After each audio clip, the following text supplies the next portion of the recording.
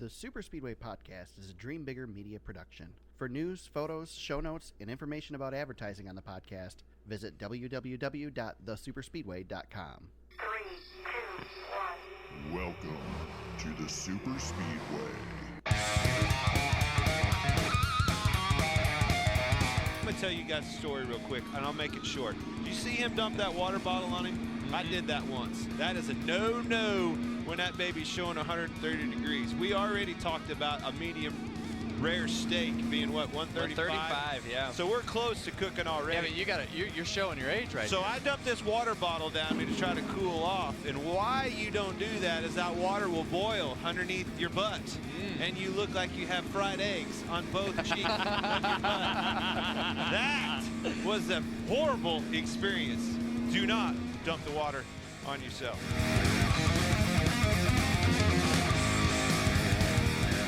Welcome to episode 109 of the Super Speedway Podcast, recorded Monday, May 27th, 2019. I'm your host, Eric Young, joined not, as always, by my co-host, James Cush, who's off this week. Filling in this weekend is my friend, co-worker, and a patron of the Super Speedway, Todd Henry Jr. Todd, how's it going? Oh, great. It's great to be here. First time on the show, obviously. Todd's a little uncomfortable with the podcast thing, so but he's been a long-time listener to most of them, and so we wanted to get him involved here. Clint Boyer gets another chance at the intro on the podcast. When was that? That was the drivers only broadcast on Saturday for the Xfinity race. It was Clint Boyer, okay. Kevin Harvick, and Joey Logano in the booth, and Clint talking about the heat because it was hot on Saturday. It was hot Sunday too, but it was really hot Saturday for the Xfinity race.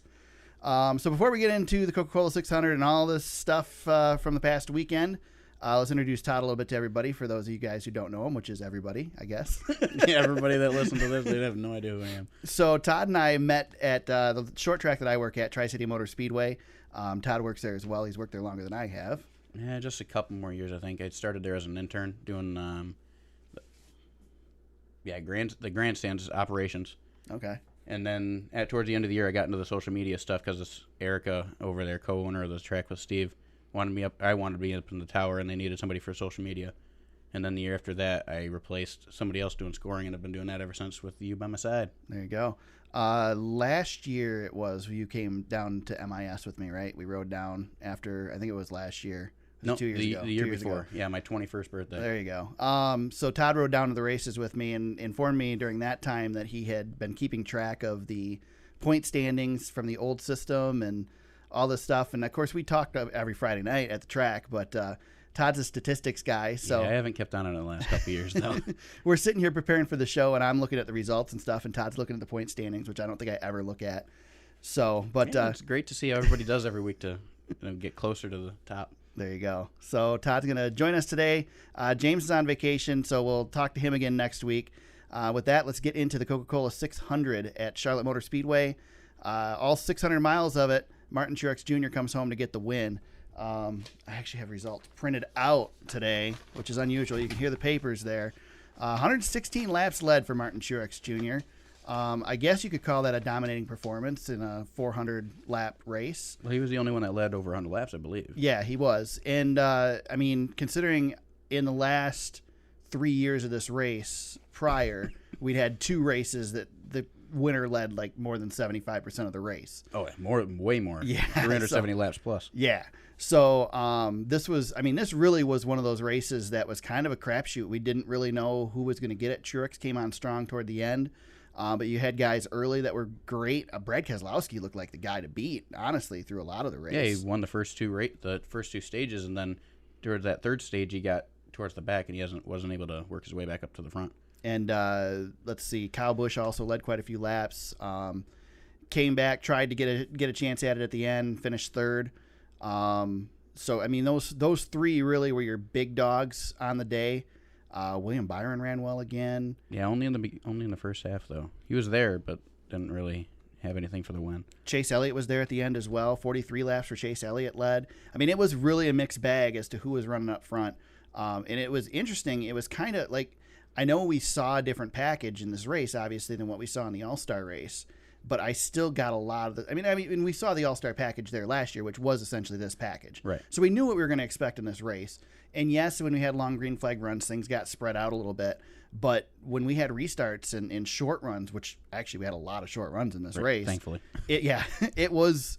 I mean, it was a lot like what we saw at the All-Star race last year, just a longer version of it. Oh yeah, a lot of 3-wide racing right at the beginning for the restarts, and then it didn't take as long as normal for it to get strung out like it usually does. Right, and even when people were leading, they weren't leading by half a track. I think it only happened once. Truex there towards the end had a 3 or 4 second lead on second place. Yeah, it was a good race altogether.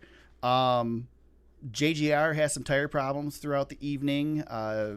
I think all of them hit the wall at Everybody some but point, Kyle right? Busch had the tire problem, but Kyle did hit the wall a couple times. And then Kyle got wrecked there too in the By his brother. Yeah, that's right. When Kurt lost it coming off of 4. Stenhouse tried. Yeah.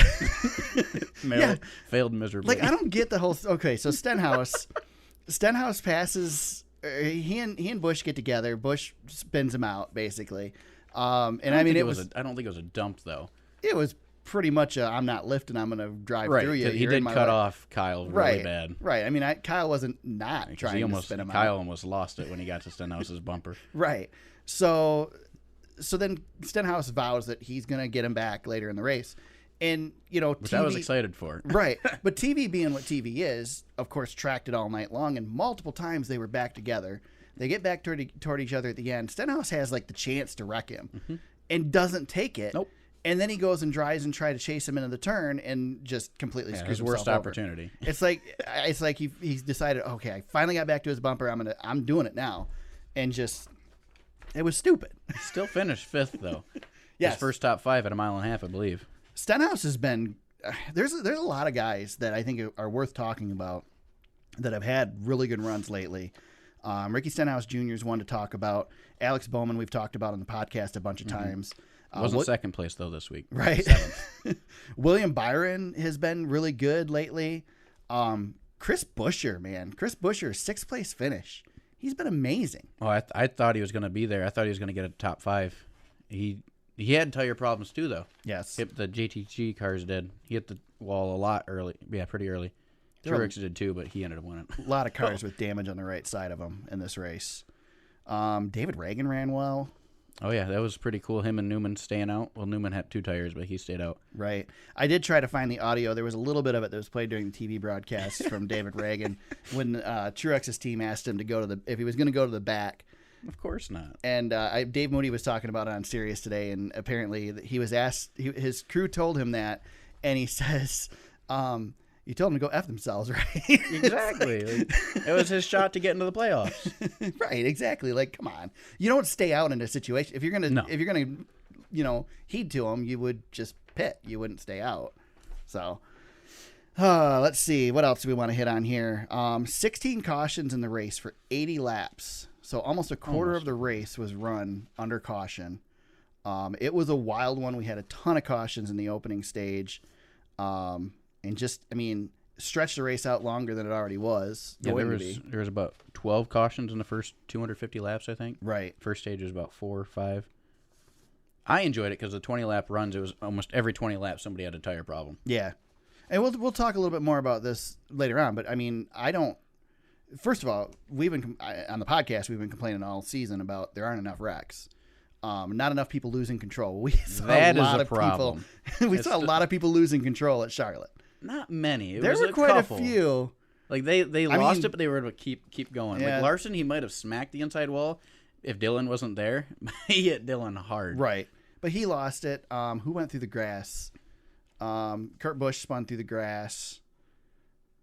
I forget who else. I can't remember. It was Stenhouse when he went across Kyle Busch's nose. Denny Hamlin hit the wall on the back stretch. Yeah, he hit hard too. Again, there's other contact with them, but that's okay. As long as we're losing control at a certain point, and people are, again, we don't want to see people get hurt or anything, but we're getting contact, we're getting that excitement factor. The teams are finding the edge. Right. Which I think is not a surprise. I think that all season long we've kind of seen them inch toward that edge. And I kind of thought that as the season got along, and of course, this is a night race again, which I think this package is better for night racing. Right, so you're going to have fun in Kentucky. Yeah, exactly. But it wasn't a cool night race. No. It was a hot night. So, right.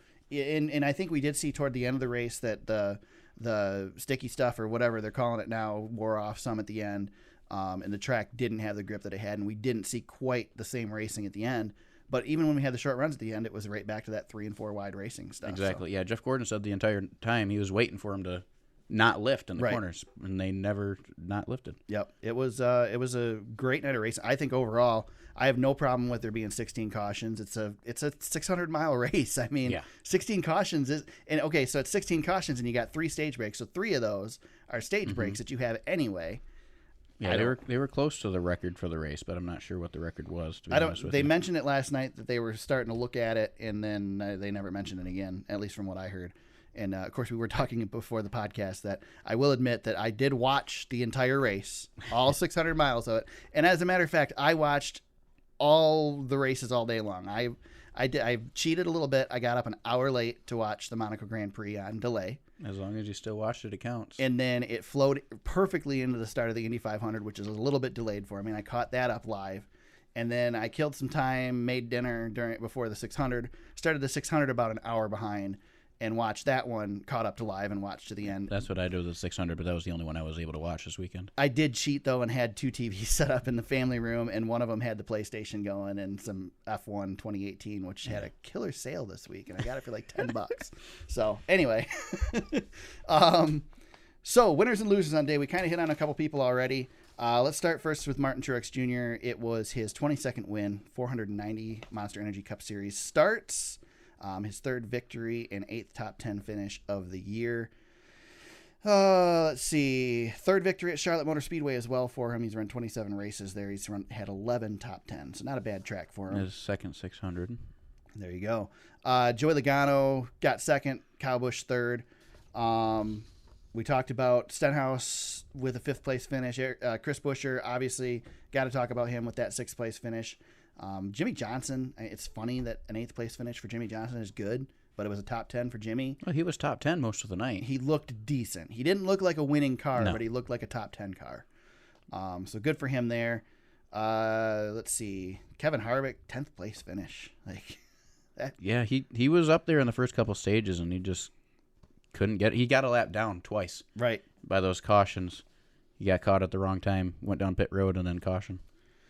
Corey LaJoie, 12th place finish. That's amazing. Yeah, for he Corey was LaJoie. really quiet. I don't think he was in the top 10 at all night, but he got up there and he stayed. Right there. Matt Tifft. Let's see. Matt Tifft was the highest finishing rookie, finished in 20th place. Yeah, my Instagram follower. I follow him too. Daniel Hemrick had a good day for the most part, and then he actually led 7 laps on the day.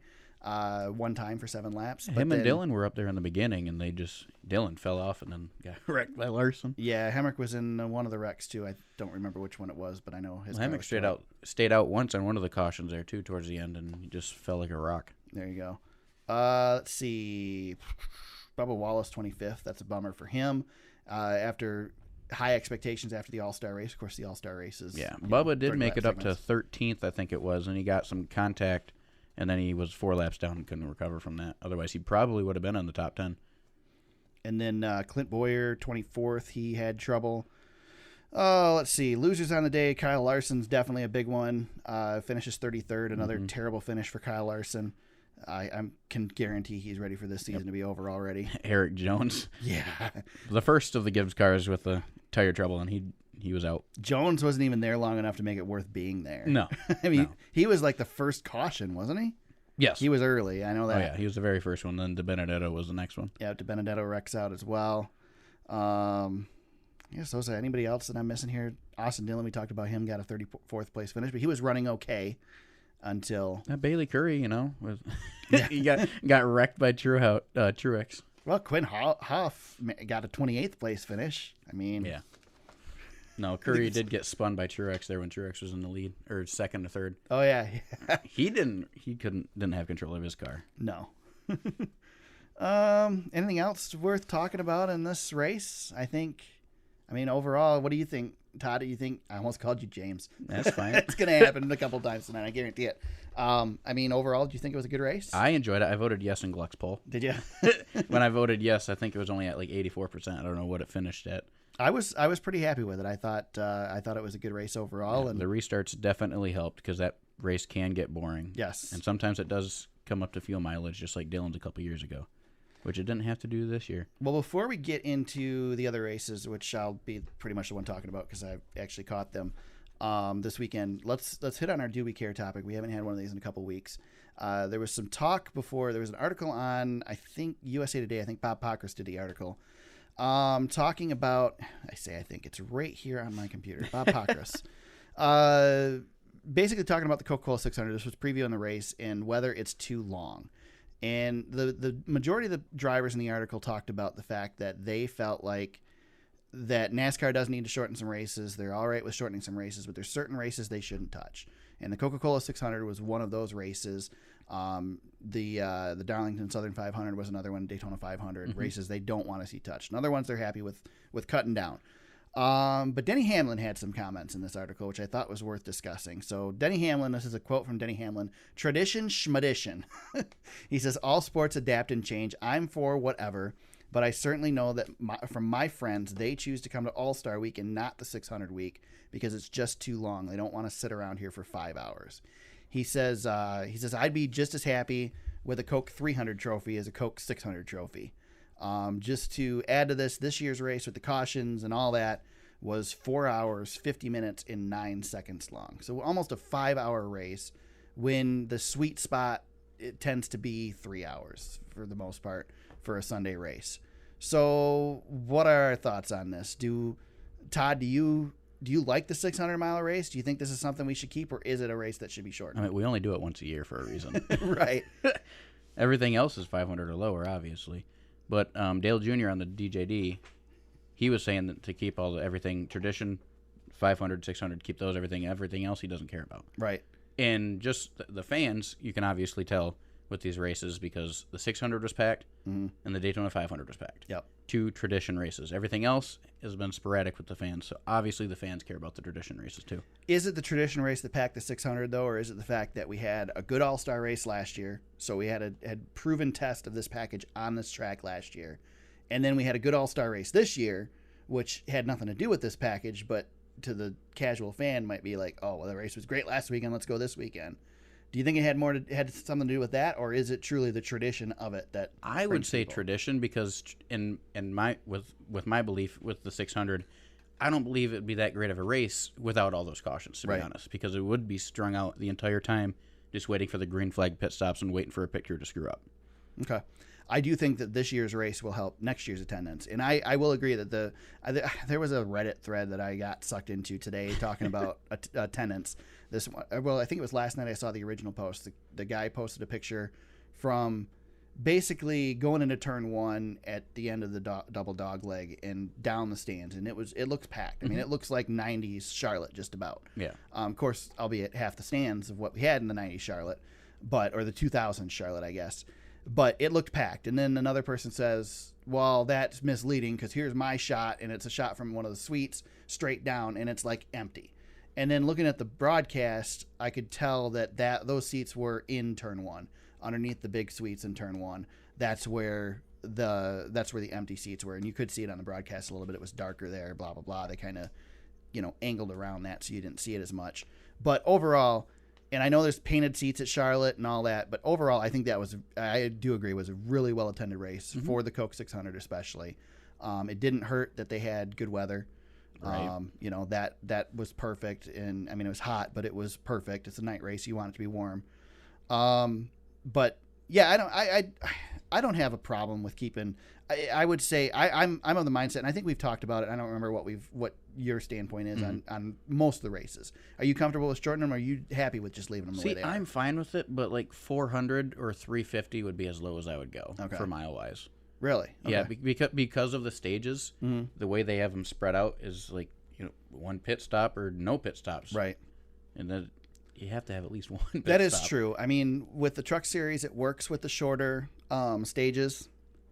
But the Truck Series isn't as much about the pit stops as it is the Cup Series. So I'm with you there. I'm of the mindset of I think the 300-mile race is the sweet spot. I think 300 miles. Well, Xfinity is about 250, 300, aren't right. they? Yeah. I mean, I think, when you go to Michigan, Michigan's Xfinity race is 250 miles. Yeah. And I think that Michigan's only at 400, I think. Yeah. Pure Michigan 400. Yeah. But I think the 350 or 250 miles at Michigan is pretty great because you still want a little bit more when it's done. And so you put 300, 350 on there. Yeah. I don't think 400 at Michigan's terrible. 400 is an okay number. Anything above 400 probably shouldn't happen. But I'm good with, I think Bristol stays 500 laps. Yep. Martinsville 500 laps. We still run, 600 miles at Charlotte. We still do Daytona 500. Still do. I'd be fine with still doing the 500 miles at Talladega, both races too. Except that Talladega, really, it's only the last 20 laps that anybody cares about. Anyway, Aaron's $4.99. Exactly. So, and I'm of the mindset that we've got these road course races that we shorten. Add laps to. We shorten the crap out of these road course races when they're less than 100. 2.5 hours long. Yeah, like why are we running so few laps at Sears Point? Because they only need 2 pit stops sometimes. Exactly, it's ridiculous. It's stupid. So I think we add some laps. I mean, the Xfinity race at Watkins Glen's only like 5 to 10 laps shorter than the Cup race. Yeah, it's ridiculous. Well, Sonoma, we're adding that. We got leg the in there back this year. I'm excited about the carousel coming back. I've never seen it, so I'm excited. I'm not old enough I missed for the that. carousel. We're gonna get the carousel, and it's gonna be like, God, why do we miss this thing? It sucks, but it's something different. I like the change. Well, we wouldn't have had Denny Hamlin pushing Stewart out of the way, right? Because that would have been the corner that they took out. Yep. All right, so let's talk. We'll hit on the races here real quick. Saturday's Xfinity race. Did you get to see any of the Xfinity race? I'm guessing The only thing I saw was a highlight of Bubba screwing up. Okay, which was pretty much the highlight of the day. And I kind of wanted to hit on that a little bit. So Saturday's Xfinity race, you heard in the intro, was the drivers only broadcast. We had Clint Boyer, Kevin Harvick, and Joey Logano in the booth. Eric Jones, Bubba Wallace, and who was the other one? Ryan Blaney in the pits, and then Keselowski and Chad Knaus, and I forget who the other one was in the Charlotte studio. I love the drivers only broadcast. I think it's great. It gives me a reason to watch the Xfinity race. The problem is, which I watch the Xfinity race generally every weekend anyway, but it's another reason to watch it. And I usually watch every minute of it just to see what happens. But these are the same guys that have done it now twice. This was their third time doing it. Yeah. They aren't changing things up. And the first time was like, how are they going to do? Are they going to do okay? And they were almost too professional the first time. The second time was at Talladega, which is hard to be too goofy at Talladega. But it was a little less structured at Talladega. And then this one just felt like a regular broadcast to me, except for Bubba, who was the highlight, because he basically kept saying that he sucks at this and whatever, and he kept cracking jokes, and he'd screw up. Well, that's who he is. Right, and that was fun. And again, this is a reason why Bubba Wallace needs to be in a Cup car, because his personality is excellent. A better Cup car. Yeah, exactly. One that can compete. So the drivers only broadcast was there. It was something. So we had the Xfinity race Saturday. I don't remember who the heck won the Xfinity race now. Well, it wasn't Christopher Bell. I think he crashed out after winning the first. It was Tyler Reddick. That's yes. Who it was. 7 car. No, not 7 car. 2 car. Yes. Jeez. There was a lot of racing this weekend, people. I am like lost on everything. I wrote everything else down so I would remember. The Indianapolis 500. Well, we'll start with the Monaco Grand Prix on the greatest day in motorsports on Saturday or Sunday morning. This is a complete contrast to the Cup race, where we said we had 3 or 4 guys that kind of dominated the race, and then multiple other guys that were there in the running. Lewis Hamilton started on the pole for the Monaco Grand Prix and led every single lap. Good thing I didn't watch it then. And it is, don't get me wrong, Monaco is fun to watch because it fascinates me how these guys, this track is so skinny. These cars are so much wider than they used to be when they ran this course originally. There's no way somebody should be able to go 130 miles an hour or whatever they do down the streets of Monaco, period. And they managed to do it and not wreck for as many laps as they run, which is crazy. Did they not have any cautions? I think there was there one safety car? I can't remember. There may have been one safety car, but that would have been it. But it's still an exciting race. It's cool because of that. And I've been following Formula One this year, so I'm interested in it, and it's been kind of neat. But this is the Monaco Grand Prix very frequently has one leader throughout the whole race. It's just hard to pass the leader. I've especially. never been into that league, so. So Lewis Hamilton dominates. Basically, they put the wrong tires on the car, so his tires were crap. The last half of the race, still managed to keep the lead and win the race. So The Indy 500, a little bit better race. Simon Pagenaud completes the sweep, and he won the Grand Prix of Indianapolis. He won qualifying, got the pole, and won the Indy 500. Pretty good race. It was a lot of action throughout. A couple wrecks, and the ending was exciting. They had cautions at the right point in the ending to make it a good race. There was, a few years ago we had the aero package where they would pass every single lap, and it was just crazy. This wasn't like that. It wasn't can't turn away for the entire race, but it was fitting of the Indy 500. It was an exciting race and a good ending, and not much else to say about it. I didn't look too much into it. I didn't watch the race. I only watched the last 2 laps on the highlight, but I did see that Rossi was trying to call for a blocking. Yeah. I get the... Which I don't agree with in that. Right. In the racing at all. I get the blocking in IndyCar because there's a lot bigger risk of, True. cutting down on somebody. But no, blocking's racing. Exactly. That's what you do. I hate the... Clint Boyer. Right. Yeah. Exactly. A couple things in the news real quick. Not a whole lot because we're recording this Monday. It's Memorial Day. And not a whole lot has happened since last night when the race ended. Everything's pretty quiet on Monday, so there'll probably be more news later this week. We'll talk about next week on the podcast. But the overnight ratings are out for the Coca-Cola 600. Saw an 8% increase in overnight ratings over last year's race. That's per Adam Stern on Twitter. Not really a whole lot to talk about there, but again, it confirms everything else that the racing was good. Mm-hmm. And then you have a good race, people are going to watch. That's finally not a decrease. Yes. Used to those. Ratings increases in NASCAR are a good thing. Former Sprint Cup, Monster Energy Cup, whatever Cup It's been series a couple this years is. since those. Yeah. The Winston Cup Series director, David Hoots, got to call his first race since leaving NASCAR in the eNASCAR Heat Pro Series. I don't know how it went because I didn't watch this. Yeah, I was going to say, I saw you put that in the race notes, and I was like, how does that even work? I've played NASCAR Heat. Right. The game just does it for you. I don't know quite how it works with it. I know. Have you ever watched the iRacing stuff when they do their live broadcast? The iRacing broadcast is like watching a race. Oh. They do the whole, it's legit, like following with the cameras. They've got 2 announcers. It's great. It's with that, you can drive under caution. Though. Right. You can drive your car. In NASCAR Heat, you can't. Yeah. I don't know. I have no idea how this works. And like I said, I didn't watch it to see. So anyway, it was cool to see David Hoots back calling a race. And, it's a little personal to me because I'm a race director at the track I work at. And it's just fitting that Todd's here this week when he works next to me there and blah, blah, blah. So we'll move on to the next thing. Austin Dillon ran the Xfinity Series race on Saturday at Charlotte. Had to leave the race early, suffered some burns during the race in the heat. Basically, clipped the wall and knocked the crush panels out of it. There was heat and exhaust and everything getting in the car. So he left the car. Let's see. Yeah, Hemrick replaced him, and then they ended up just taking it behind the wall. Yeah, he didn't run many laps. They pulled it off. Again, not really a whole lot to add there, but... No, but he was able to finish, what he could drive in the Cup race. Yeah, got back in it the next day. Didn't get a finish either of them. Yep.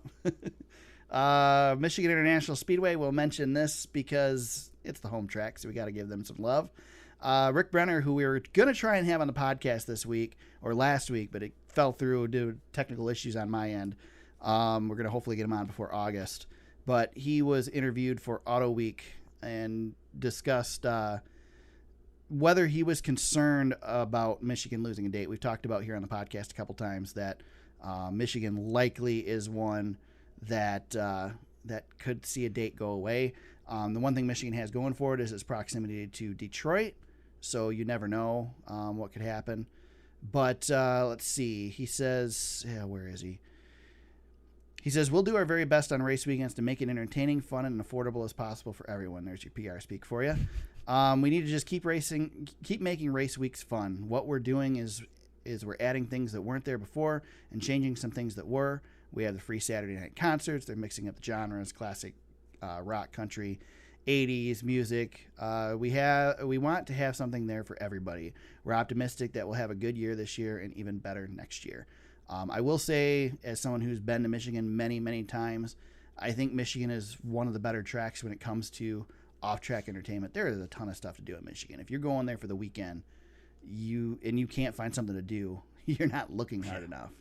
I've only been there 2 times, so. Right. The Saturday night concerts, Friday night concerts that they do out in, I think it's out by Turn 2 or Turn 3. There's just all kinds of stuff. And there was back in the day when I was going and camping there at the track, and there's even more now. So Michigan definitely has the formula right on that stuff, and it's a great fan friendly track. But I think the writing's on the wall. I think we're going to see a lot of tracks lose Now, dates. would you be opposed to them doing the doubleheader like Pocono's going to? I think that's what Michigan's going to end up with. No, I'd be totally on board with that. I think that's great. And do you think they put lights at MIS? I don't, because I don't think there's... I'd love to see them do it, and I've been waiting for them to do it forever, but I don't think it makes financial sense to do it. I just don't. There's so much money that goes into putting the lights in there, and I don't think it adds much to it, except that it gives you more options if you do get a rain out on a weekend when you have a doubleheader. Right. Or if you get some rain, you can run later in the evening. But even then, you're not going to want to run a night race and then a day race the next day. Why not? Because, yeah, right. There's You hardly any turnaround anyway. Exactly. You don't care what the drivers have to go through. I don't be care, fine but they're with not going to do that, I guess is what I'm saying. ARCA trucks at night on Friday, There you go. Xfinity in the day, and I'd love Cup to see at night, and then I'd love Cup to see in the night morning racing on in Michigan. Sunday. But I think the other problem we run into with Michigan is from a nationwide standpoint, from a NASCAR standpoint, it's not hot enough in Michigan to run at night. It cools down a lot at night in Michigan, even during the so summer. it'd be two completely different races. Yeah, it's not going to happen, Todd. It's not going to happen. That place would be beautiful at night. It already would is, be awesome. but with Yeah. lights all the way around. It would be really awesome. Any track at night. I mean, going to any track at night and seeing a night race. Got to see Chicago. Got to see Kentucky. It's awesome to see them at night. It's amazing. Saw Daytona at night. Daytona at night is just brilliant. It's just spectacular how cool that track is. Yeah, at that's night. one of my bucket lists. Go to Daytona. You forget that you're watching a night race. Really, it's so bright. That's the thing, is it's almost not a night race, except when you leave and everything's dark. Or you leave and you get home and it's 2:00 in the morning or whatever afterwards. Yeah. But otherwise, it's so bright. They have to have it so bright for TV that you don't even notice. Anything else? Did I miss anything in the news, Todd? Were you paying attention to the news this weekend? No, you put down everything I saw. All right. I don't think there were any penalties this week. Not yet, anyway. I haven't seen anything. Too early in the week for that. Yeah. Tuesday or Wednesday. So speaking of doubleheaders, we go to Pocono Raceway this weekend for the Pocono 400. I don't believe they have a title sponsor for the race yet. At least last I checked, they didn't. No idea. And so next year, this will be the doubleheader weekend for Pocono, or one of the 2 Pocono weekends. I don't know where exactly. Right. Do we still know how that's not know how that's going to I don't work? think they've given out a lot of the details. I wouldn't be surprised to see some of those details emerge this weekend, or more likely the second Pocono date. When what better place to announce it than at the track that they're going to do it at? Yeah. I believe Pocono is doing the thing, and check before you go there and try this, but I believe Pocono is doing the Friday Monster Energy can gets you in free thing too this weekend, which they've done before, which is a pretty cool deal. So Pocono 400, Todd, you get the first pick this week. I get the first pick on my first podcast. I'm going with my new favorite driver, Ryan Blaney. Ryan Blaney, nice one. Ryan Blaney does have a win at Pocono. His first career win, actually. Yes. And he kind of, had some end of the race troubles yesterday, so he'll be going for revenge. He is second on the list of best drivers, best average finish at this track. That's what I'm talking about. Second to Eric Jones. Mm-hmm. I don't even know. Throw both of them into fantasy. Jones finishes top 5, I'm pretty sure, there every race. I'm going to go towards the top of the list here as far as good finishers as well. And I'm going to go with somebody who ran well this weekend too and also didn't have the finish that they would have liked to have. And somebody who's won here once, and I'm going to go Brad Keselowski. There you go. Teammates. That's my winner. As you say, you got to have great speedway speed. There you go. A long stretch. Dark Horse. Dark Horse is tough. I'm just going to go completely out on a limb here and absolutely not pick based on anything. And, you know what? Forget that. Scratch that. I'm going to go with a dark horse that is probably the only dark horse that you can pick that is a dark horse with a win on the track that you're picking him for. Do you think it's okay to pick Chris Buescher as the dark horse for Pocono? I mean, he's still a dark horse, right? I don't think fog's going to be an issue this week. Right. So. I'm gonna go Chris Buescher because of how well he ran this past weekend and has been running. He's 22nd in points right now, but he's only 50 behind the bubble. As long as we don't have any surprise wins, There you go. he's catching up. Who you got for your dark horse? Pick Danica. Is she racing this weekend? No. Not enough cup No, rides but to go around. like I said yesterday, she's got just as much of a chance of winning. At least she was there, though. Yeah. that counts for something. I will say Danica did pretty well on the Indy 500 broadcast. Yes, Dale Jr. It was nice to see Dale Jr. representing. Dale Jr. got to drive the pace car. Seemed to have a good time with that, so that was cool. I'm stalling for you. Yeah, I'll go Daniel Hemrick. Daniel Hemrick. That's a good one. I know they have the speed. It's just he doesn't have the results at all. So here's a question. Pocono, now we do have the Aeroducts there, right? They weren't originally going to put them there, and I think they're running them now. I Didn't believe they change so. that? So Not quite sure. Chevy's been doing really well with this package. Does Chevy continue that this weekend? I would say so. But, I mean, the Gibbs cars are still really good. We both picked Fords to win. Right. Well, Ford's just been a power for, 2-3 years now? Neither of us picked Gibbs cars or Chevrolets. I picked a Chevy for my dark horse. I know, but that so did you. That doesn't count. That doesn't count. Come on. Dark horse doesn't count. If they win it, it does. If they win it, do. There we go. I'm putting that as my profile. If they win it, Before we wrap it up here, let's talk fantasy league. And I had it pulled up here, and now I've lost it. So let me stall a little bit here as I pull up the fantasy. No worries. It was my worst week of the year. Yeah, On purpose. It was also my worst week of the year. I was so excited because there were multiple times when I was like, "Yes, this is it. Everybody's running well," and then it just went to crap at the end. I had Jones out in the first 20 laps, so I had to put him in my garage instantly. Yeah, I had who did I have? If I could get the right thing to come up here, league. And I was leaning hard on Harvick for a couple stages in the race win. So I had Daniel Hemrick in because I haven't had any starts with Daniel Hemrick, and I'm like, well, he'll run good, and he was running well, and then gets wrecked out, and so I immediately put him on the bench and replaced him with Bubba Wallace, I think, was who I had sitting on the bench, and that didn't go well. If he wouldn't have went laps down, it would have been a great pick. Yeah. I had Kyle Larson, who got wrecked out. Brad Keselowski was looking really good early and then didn't. Alex Bowman, same way. Yeah, I went with a lot of less usages. Suarez, Johnson, Hamlin, Dillon, and Bowman. Austin Dillon, that is. And Dillon didn't really help me out. So, let's see. Here's the results. Like I said, I got last. Todd finished just ahead of me. Whoever this Smoky Comeback is, I don't know who that is, finished first. Never heard of him.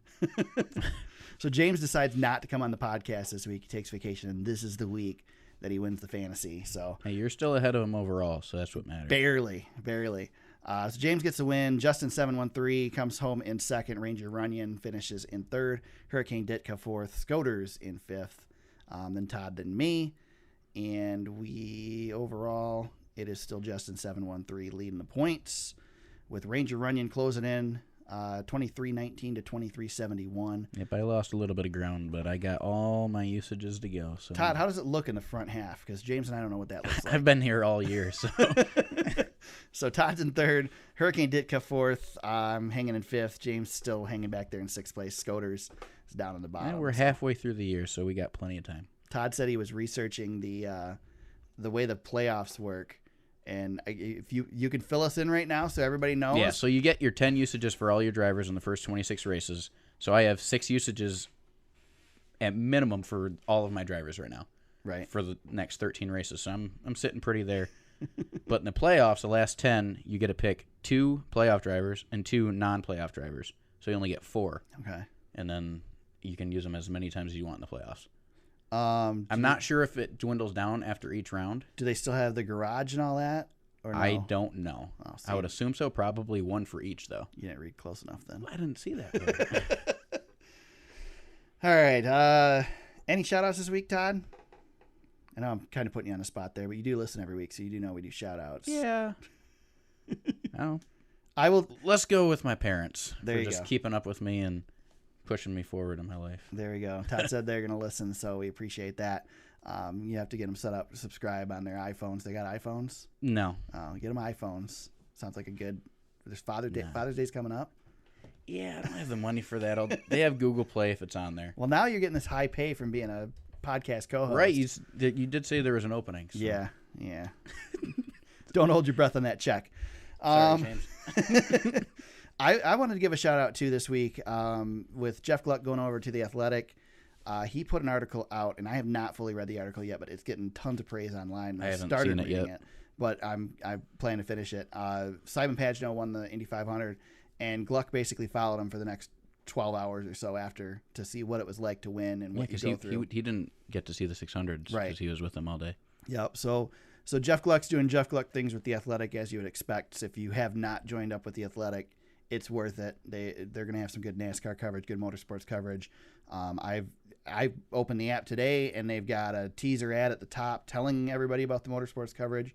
So they're not like tucking it off the side. They're putting something into it, and that'll be a good deal. So check that out if you haven't. Again, you have to be a subscriber, but it's cheap to subscribe. There's all kinds of, they do monthly, you can get a month free or whatever offers. So check it out if you haven't, and it's worth signing up. I think it was 40% off for anybody. Yeah, it's a great deal. They're not Free charging for you and I, but right. They're not charging a whole lot for it. And, as somebody who works in the media industry, it's nice to see people get paid to do what they do. That's kind of the whole point behind it. We all like to feed our families. So, anything else, Todd? well, I did, bring a little bit of my statistics that I Go have been for able it. to do. What do you want to do? It's something super simple. All I did was take out the stage points from last week Okay. and rearrange them into points order.